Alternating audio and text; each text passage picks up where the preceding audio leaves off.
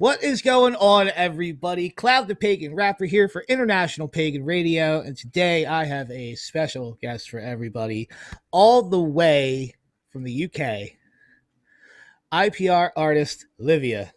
Hello, how are you today? I'm okay. Do you know what? I'm kind of a bit downbeat. It's can't go anywhere at the moment at all. In the UK, we're in lockdown now until the end of March, and I live with my parents, so I'm keeping them safe and out of trouble at the moment. Well, Had their first jab, so until they get their second, we're still stuck in. So yeah, I'm a little bit kind of. I haven't been in artist mode for a little while, so. I hear you there. I definitely hear you there. So you signed up and you came on to IPR. I want to say sometime middle last year, and I gotta say I was very impressed when I first heard your music. It's definitely that witchy vibe, very energetic. Lyrically, it has a lot of like life lessons being taught in there and everything, and not so directly, but underneath the surface. And you really have to like listen to what you're saying about it. And it's one of the things that I really appreciate about you as a musician. So, you know, for anybody that has been following the IPR YouTube, I did an artist spotlight video on Livia's music a while back, but I finally got her here for an interview, and I'm very happy about this. So let me ask you, how did you get started, and what made you say I want to do this music with a little pagan flair, and get a little witchy with it? Right, gosh. Okay, so I'll try and give you a short. I'm a bit wordy, so I might start chatting and just shut me up whenever. But I did music at school. I was always like that. I was bullied at school, so I tended to gravitate towards the only place where I felt like I had any friends, which was in music. And I did what we call music GCSE here in A level. So there are qualifications that you could get up to 18. And that was kind of just standard, sort of really learning my craft and singing and songwriting and practicing and stuff. And then I left school and I didn't really know what I wanted to do. The only thing that I'd ever wanted to do was sing and make music. But at the time, there wasn't really any places you could go to do like pop and rock. You could do a lot of classical if you went to college or university, but there is now, there's a lot more choice now, but there wasn't then. And it's really I just stumbled into it. I'm not even gonna lie. I just kind of had an idea of where I wanted to go, and then I was suffering with a lot of mental health issues after I left school. Because of the bullying, I had a lot of issues, and it took me a while to really figure out where I was going. And along that road is where I kind of realized I was pagan. I started watching a TV show called Charmed, which you might be familiar with. And Yes. that was, I know a lot of people have different ideas about that. Some people love it, some people don't think it's a good representation, whatever. But I really, I watched it and I was like, these are my people. I get it. This is where I belong. And I started working with a producer in London who I just happened to find on the internet. And it was called an artist development program. And they took me on and gave me some studio time and vocal lessons and things to really develop what I was doing.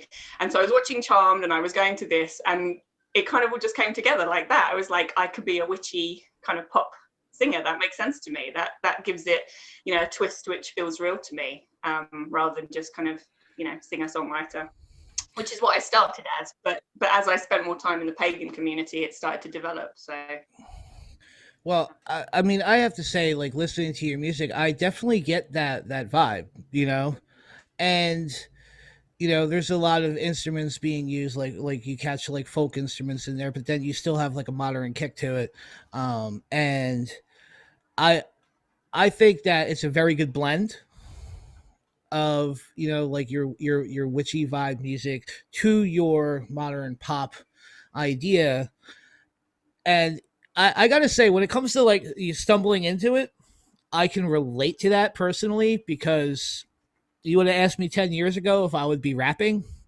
I would have laughed at you. So, mm-hmm. we're definitely, I definitely feel you on that, on how it all just kind of came together. It's like, it's really weird when you, because I've been doing this a really long time now. So it's like when people ask me like, how did you start? It's like, God, that was a long time ago. And so much water has gone under the bridge and so much meandering through dark forests and, you know, following fairy paths. And Yeah, it's like, how did it all come about? It's all a blur. But yeah, that was basically how it started. That I got, it was a really big deal to kind of be taken on by these producers in London. That was when it really started to become a profession. that's excellent. I'm very that's very awesome to hear that because not everybody gets that shot. You know, especially pagans. A lot of pagans don't get that shot either. You know, so it's really awesome that that happened for you, to be able to get that support, development, advice, and all of that. Yeah. And the finished product is wonderful. Oh, thank So you. yeah, I've been a fan since I heard it myself, and I've definitely, sent your stuff to other people, and like definitely been like, yo, you got to check this out. Um, I'm very big on promotion like that myself, You're awesome. for other artists, um, and so moving into where we are now, right? So you have your album Journey of an Empath. Yeah. You want to tell us a little bit about that and kind of like what the idea was behind some of the lyrical content in it? Because there's definitely, like I said earlier, there's definitely like some lessons being taught in this album if you listen to it really closely. So like, what was your inspiration for writing for these lyrics and stuff? Okay. Another long story, but I'll try and keep it brief. Okay, so I started working with these producers in 2007. And I didn't have really any kind of concrete songs, but I had a nervous breakdown, as I told you. I had a mental health issue, and I'd been to therapy, and that was a really bizarre experience. And I had this idea for a song called "Broken Soul," which is on my album, and I wrote it about being in therapy, actually. So that one is a very deep and very special song to me, because that's actually the first song that I ever got produced properly with these people, and was the first song on the album. And with them, I was with them for about 2 years, and we wrote about 6 songs together. And all of that time was really me coming out of my shell after a nervous breakdown, because I'd actually had very sort of serious OCD and agoraphobia as well. So the whole process was like just kind of coming out of that, and really finding myself, and finding out that I was a pagan, and then kind of stumbling across the word empath as well, and realizing that that's what, I kind of felt like that's what I was. It made a lot of sense to me that's why life had been kind of hard for me. I seem to always be very sensitive to things, much more than other people sort of seem to be, and I find things harder because of it. But really understanding about empathy and empaths helped me understand who I was. So that's where that came. So yeah, I did about 6 songs there, and at the same time, I was working with a guitarist who I had been to school with, and we met up again because I needed to start gigging, and we had I don't know how you describe it, a very intense chemistry.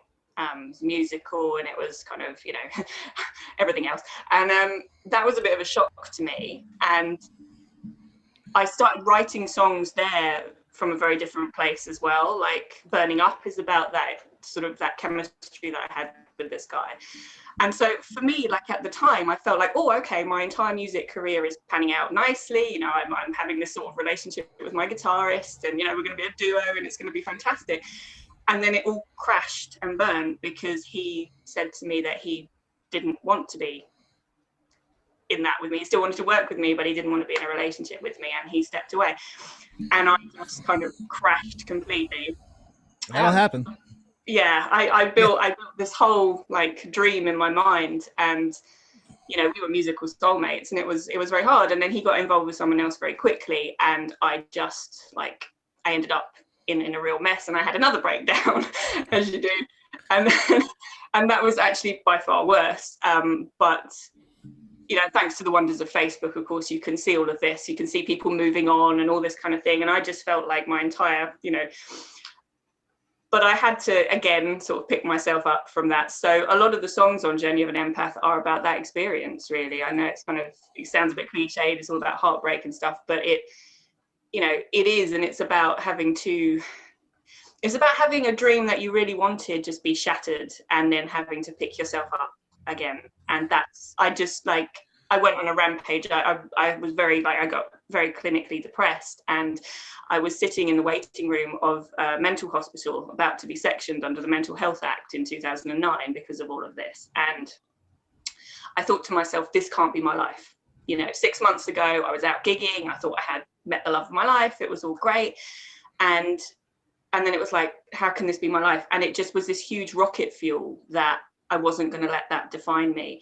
And so I really just powered everything into music, wrote so many songs, wrote other songs for the album.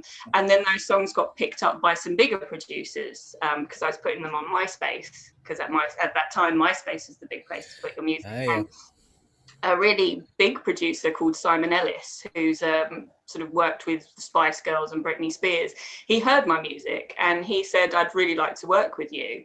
And so that was the next part of the journey, really. I started working with him, and so we did songs like Karmic Emergency and Playing with Time and Ghost Ship, and you know, all of these songs. I was still like really nursing my heartbreak at this time. I was, you know, that was a big loss for me, this guy. And yeah, that whole album is about that journey of having to put myself back together and carry on, really. Well, I want to thank you for sharing all of that.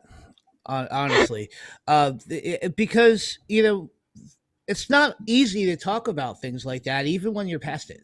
You know, so I want to thank you. You know, obviously for sharing that, because it just speaks to how deep this album is for you, how much work has gone into it, and you know all of the ups and downs of the roller coaster of life that have happened throughout the course of the album.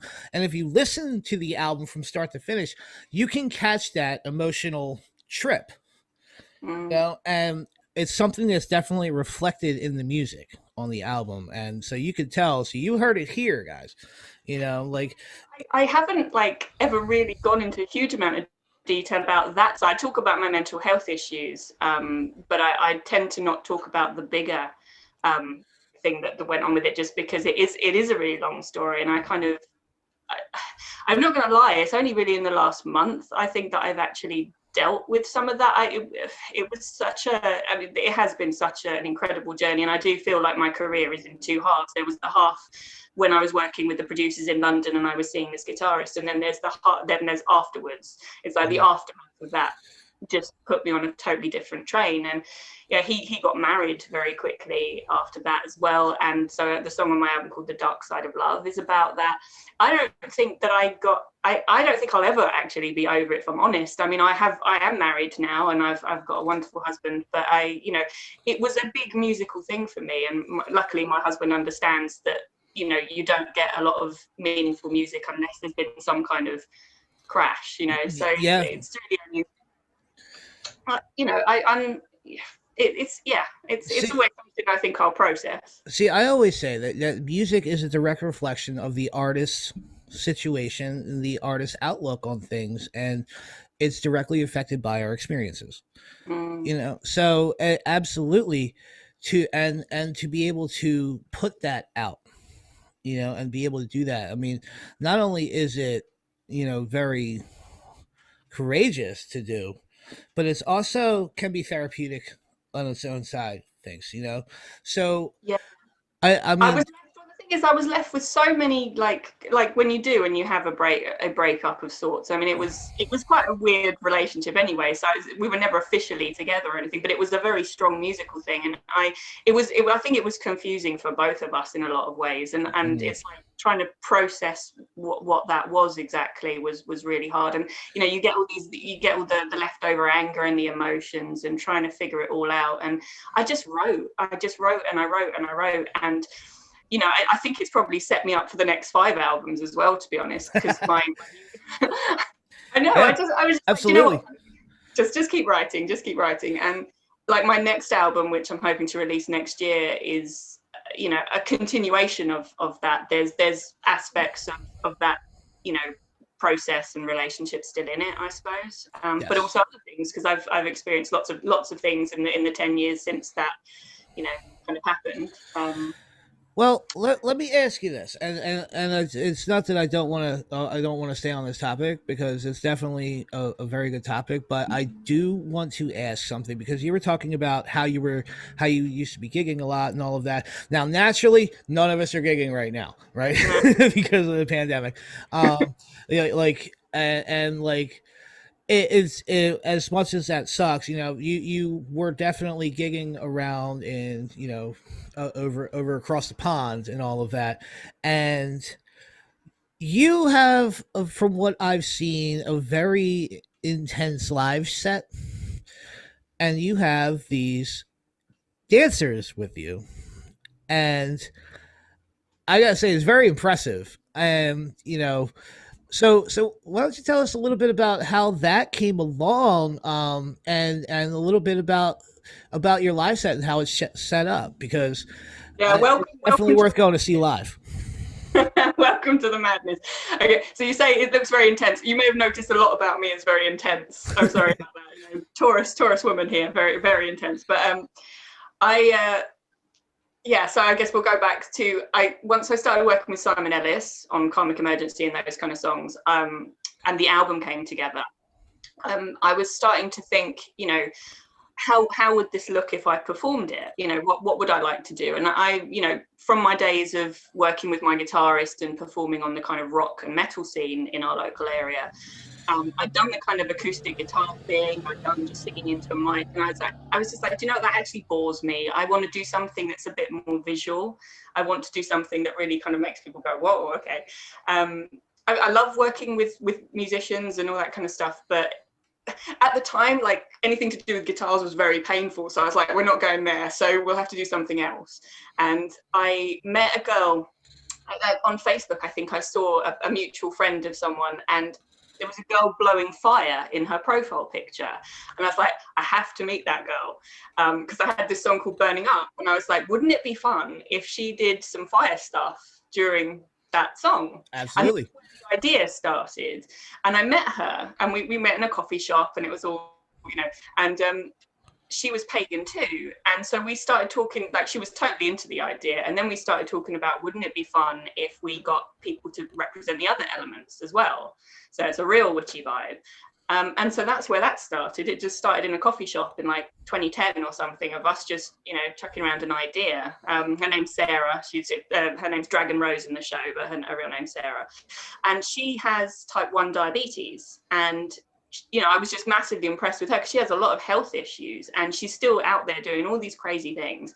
And we, because I was pretty broken, I'd had mental health issues, she'd had mental health issues. We also thought it might be really good if we, used the band to kind of represent that even if you're a bit broken, you can still perform and you can still do stuff. And just because you've got these issues doesn't mean that you can't. So we started recruiting different people.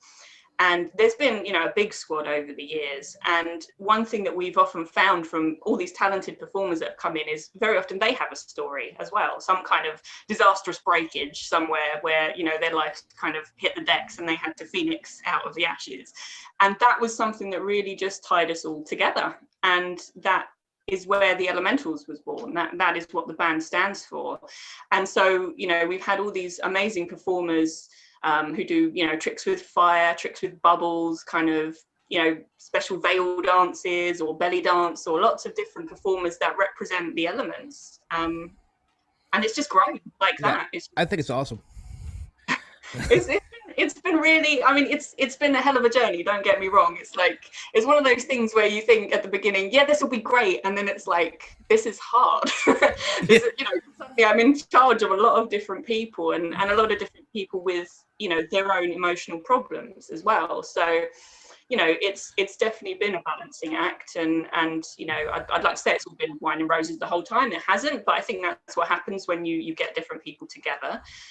So I'm going to be honest about that. But I think the one thing that everybody in the band has always like sort of been proud of is what we've managed to achieve despite all the difficulties everybody's facing. And I'm Absolutely. really, really proud of them. I'm really proud to share the stage with these people. These people are like my heroes. They fight through. Some of them have like such serious chronic health issues, like you wouldn't believe, and they're out there swinging their fire around and doing stuff like that. And you know, it has been an incredible journey, and it was exactly what I wanted to do. It was, you know, it was right for the album. It was right for the music. So That is awesome. So, speaking of music, everybody, one of the things that we like to do here on Artist Spotlight is we like to take a little break in between the interview and definitely sample some of our guest music here. So, we're going to run a video this time. Now, normally it's a photo collage with some of the music back there, and we show some album art and some live photos and stuff, but we have an actual video to show you. So, this is Livia's video for the song Natural High. Okay. And then after you guys watch this video, I want you guys to go over to Livia's YouTube channel. All right. And I'm going to leave a link in the description so that you can go find her. And you're going to subscribe to that channel too, because I'm sure you're going to like this. And I'm sure you're going to like some of the other content on there on the channel. And so that way you can follow her and see where she's going and what's happening, you know, real time. So without any further ado, guys, here's Natural High.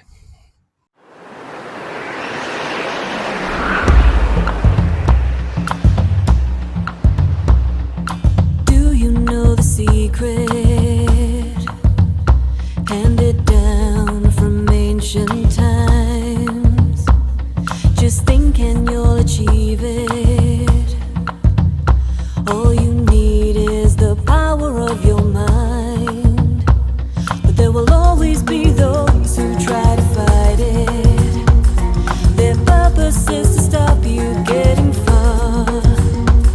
Don't be repressed by their narrow-mindedness.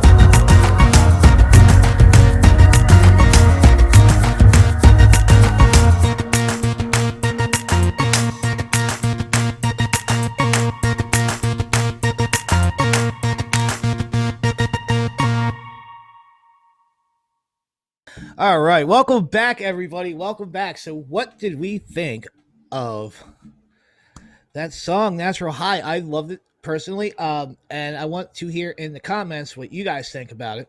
All right, and like I said, make sure you go and check out that YouTube. So now that we're back here, Livia, I was thinking about a couple things while that video was running, and one of the things that I wanted to know is, you were talking about how there were like 5 other albums of music worth and all of that. So, what do we have coming in the future for you? Like, what's in the works right now? Well, at the moment, like particularly because all the gigging stopped, I've been working towards my second album, which yeah, I'm not going to reveal the title of it yet, but I do have a title for it, and it's actually going to be a little bit heavier than the previous one, because I am a bit of a rock and metal girl at heart. I do love my pop, don't get me wrong. That's kind of like, I always say pop in my heart and rock in my soul. And because of the time that I was spending in the rock and metal scene, sort of back when I was, just starting out, I got into sort of a lot of female fronted metal, bands like Epica and Lacuna Coil and Nightwish. And I feel like I didn't really start to learn to sing until I listened to these bands. And I started singing along with this because I just think, metal is such a misunderstood type of music. I mean, it really opened my eyes and ears to a totally different world. The intensity and the ability of metal musicians is just mind-blowing. And yeah, it kind of changed the course of my career, actually, of where I was taking my music. And I've always loved rock anyway, thanks to my dad. He's got a lot of eclectic taste. But spending time in the metal scene really did change my direction. And although what I do is by no means, what I would say is metal, it's certainly it's certainly an influence. And for the second album, I'm still working with Simon Ellis, but I'm also working with a guy called Matt Hyde, who produced albums for bands like Slipknot and sort of other, and Bullet for My Valentine, I think. And I think, like, me and my husband were kind of joking, this is probably the only album in the world when mine comes out that's got a producer who did Spice Girls and Britney Spears and Slipknot and Bullet for My Valentine all on one thing. So the mind boggles as to how, I'll leave it to your imagination how this is going to sound, but it will still be like accessible pop hooks and stuff, but it is going to be heavier. Fun fact about me, for those of you out there who don't know, I grew up playing in metal bands and very involved in my local metal scene myself. So I think that is just awesome. And you're talking about working with the producers that have worked with Slipknot and with Bullet for My Valentine, and these are bands that I would go see on a regular basis. And to be honest with you, I am really interested on how this next album is going to sound, especially due to that dynamic. Now, because you're going from one to the other, and it's almost two extremes. And I think that's like, it's not going to be anything as heavy as Slipknot by any means. I mean, I'm really lucky that the producers that I work with, they just let me, like, they trust what I come out with and they work with it. And they really, they always put the right, like, so I come up with the lyrics and the melody, and then we work on music together, and they kind of do the production of it. And I'm really lucky that I actually have 4 producers that I work with, and they all do slightly different types of music, and it just kind of works. We really gel, and I tend to keep people that I work well with, because I think, when you find that good working chemistry, it's good to hang on to that. Absolutely. And so it's actually blended very well, because I've done one song with Simon Ellis for the new album, and that's got a rockier edge to it as well, because he listened to what I was doing with Matt Hyde, and he was like, okay, so I kind of get where you're taking this now. But that one's slightly more poppy, and I'm trying not to swing too far. It will all have a central sound, because otherwise that would be mad. And even I'm not that crazy. But it's a close run thing, but even I'm not that crazy. But for me, like, every song is like a different child. I feel like we should let them grow organically to what they need to be. I don't try and put too many parameters on, it's got to be like this and it's got to be like that. It's like, if the song needs it, then that's it. Yeah, I think that's definitely wonderful. So moving on, a lot of what we've talked about, you know, focused on mental health and stuff like that. Now, are these going to be kind of like layers to the onion with this album as well? Oh, we And could. because Well, onions, excellent. the layers of the onion, there are many layers to this onion, and Yeah.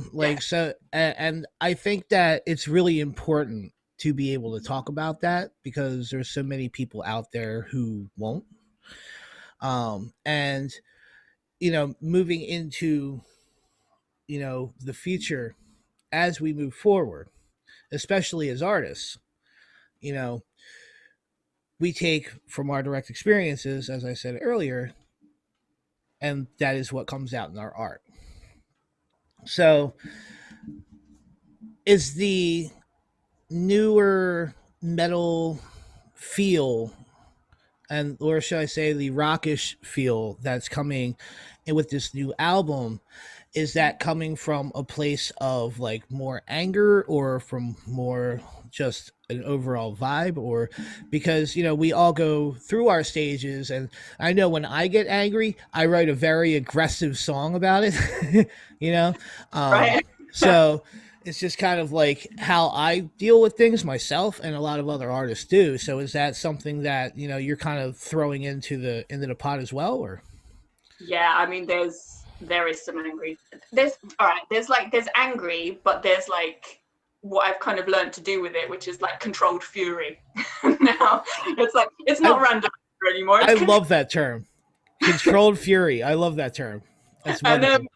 I mean, I will tell you the album's actually going to be called Warrior of Light, because I think with what you've asked, it kind of makes sense if I took it. It's kind of like a more grown-up version of Journey of an Empath, really. It's like Journey of an Empath was me being tossed about on the sea of emotions, and it's like this is now, okay, well, I kind of get all that, I'm absorbing all that crap, and now you better just buckle up because I'm coming. Because here I come. Yes, yes.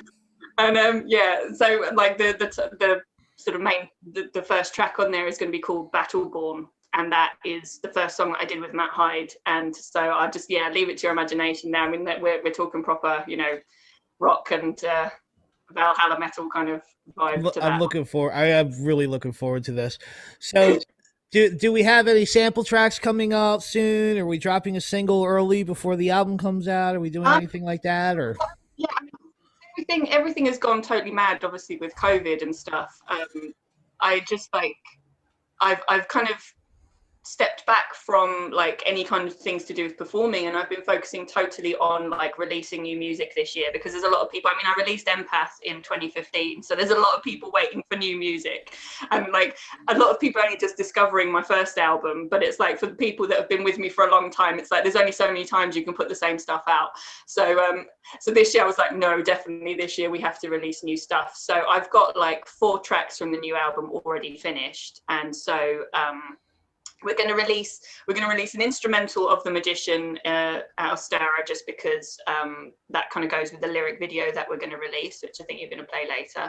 And then in June, I'm releasing a cover of Fleetwood Mac's Sisters of the Moon, but in like a much more like dance kind of modern pop feel, which has been very exciting. That's something that I just we have performed it, but like not this remix version, and I got permission from them to do it, so that was from their publishers to do it, so that's really fun. So that's coming up in June, and it's like the first new song for a while, and then after that we're getting into releasing songs from the new album. So by about, I think, August, September, I will be releasing Battleborn, if all goes to plan, and then a few more songs from that album in the lead up to releasing the album next year, I hope. wow, that's awesome. Well, I know I'm definitely looking forward to it. So, where can people find your music right now? Then we have streaming services and all of that. How can people get a hold and get onto the Livia train and and ride along? Yeah, the crazy train. Okay, well, if you go to liviamusic.com, that's probably the first place to go, because you can sign up to my mailing list there. I have a mailing list called the Magic Circle, which we kind of, you get updates and free songs for joining and all kinds of fun stuff like that, and a magic spell every now and then and so forth. So yeah, come join us on the Magic Circle. And I'm on pretty much all the streaming platforms. If you have Spotify, you can find me on there. I've got links on my website to all those platforms, so you should be able to find your preferred platform. And my album is available from Bandcamp as well, so there's links to that on there. And yeah, I'll be opening a shop soon as well, so that's not quite ready yet, but that's what we'll be doing next. Nice. Cool to come. There is also a Facebook group that I am a member of that I am a big fan of, and it's the basically the Livia and the Elementals group page, and you definitely get updates from there as well. So that's definitely something to look for on Facebook. And there's a whole community of people who are behind Livia on this, and it's definitely a wonderful experience to talk with other people that enjoy her music. Yeah, it's called Elemental Wonderland, and it's just slightly. I have a Facebook page, an artist Facebook page. If you go facebook.com/Livia Music. But the Elemental Wonderland group is more of a place where we don't just talk about my music or whatever. It's more like a community and a culture of magical related things, so people can post anything that they think is related to that kind of world, and that's where we discuss all fun stuff like that, and we talk about the elementals and stuff we do as a band. And there's tutorials in there sometimes, some of the band members with their particular props, because we use the stuff we do in the show is called the flow arts. The particular things that they do, they come under the heading of the flow arts, which is all like fire stuff and fans and veils and all kinds of crazy stuff like that. And so we talk a bit about that, and we do tutorials and teach people how to do that, because the flow arts are actually really good form of physical activity, because they're good for mental health as well, so that's why we use them. So that is definitely somewhere that you guys can go and check it out. And so, as stated by Livia, we are going to run this lyric video for The Magician. The Magician is one of my favorite songs. Lyrically, it tells this wonderful story, and it's very in depth. And I am a big fan of the storytelling, bardic feel. And there's definitely a lot of that in this song, and you guys are gonna love it. And so we're definitely going to get into that. But before we get into that, Livia, I just want to say thank you for coming on with me. It has been an absolute pleasure speaking with you, and I've been looking forward to it for a long time. Oh, thank you. It's great to be here. And thank you for everything you do for the community as well. Really, wonderful thing. Well, thank you. All right. So, yes, guys, go and check out Livia, and definitely get on top of this before this next album comes out. All right. So until next time, guys, I am Cloud, the Pagan Rapper, with International Pagan Radio. Bright blessings and blessed be everybody, and enjoy this video. We'll see you next time.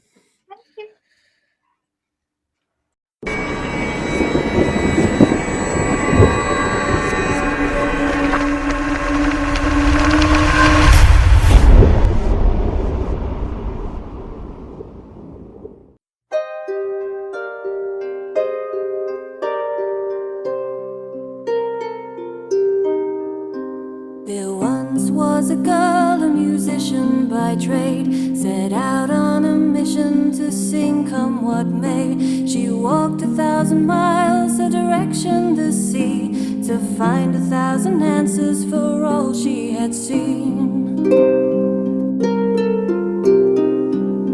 Some way along the path she came across a maiden, and finding herself lost, she asked for directions.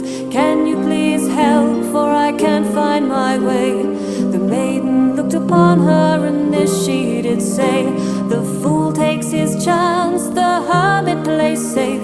Lovers crave romance in the stark of its fame. The magician always knows just which card to play, one step ahead and leading the way.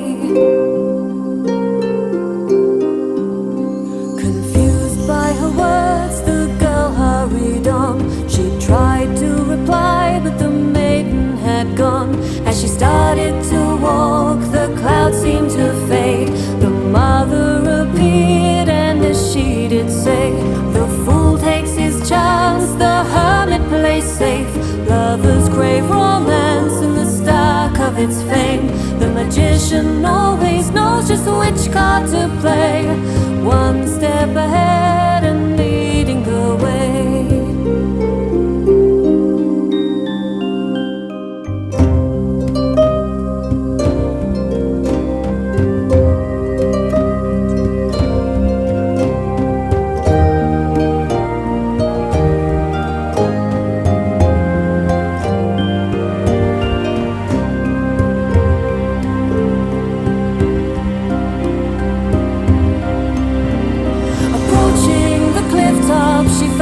Alone, a cloaked figure ahead revealed herself as the crone.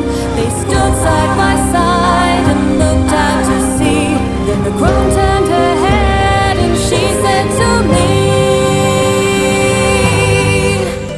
the fool takes his chance, the hermit plays safe. Lovers crave romance and the star covets fame. The magician always knows just which card to play, one step ahead and leading the way. The fool takes his chance, the hermit plays safe. Lovers crave romance and the star covets fame. The magician always knows just which card to play, one step ahead and leading the way. We'll be by your side in this unfolding game. For remember, my dear, we are one and the same.